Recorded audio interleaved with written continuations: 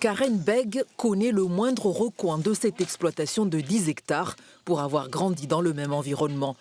Après 16 ans de carrière dans le privé, elle est revenue à ses premières amours en janvier dernier pour se spécialiser dans le maraîchage bio et l'élevage.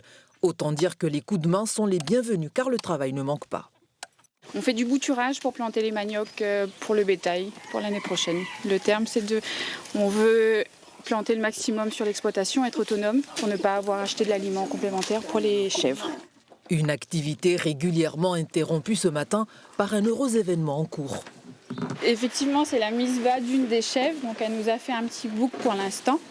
On pense qu'il y en aura un autre dans quelques temps, donc on va la laisser tranquille. Pour l'instant, elle s'occupe de son petit, elle le nettoie et il y aura sûrement une première tétée dans quelques instants. Et ça fait quoi de vivre des instants comme ça ? C'est très émouvant. Mais pas le temps de s'attendrir davantage. Une autre tâche l'attend, planter les boutures.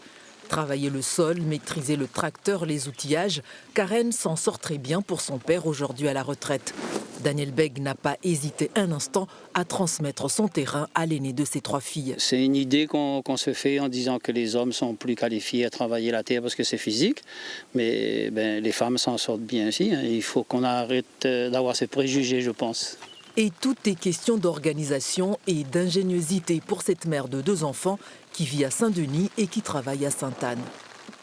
C'est un métier difficile, certes, mais c'est aussi une liberté de vie, de choix. On travaille dans un cadre magnifique, on n'a pas le stress permanent donc des entreprises, de la course à la productivité.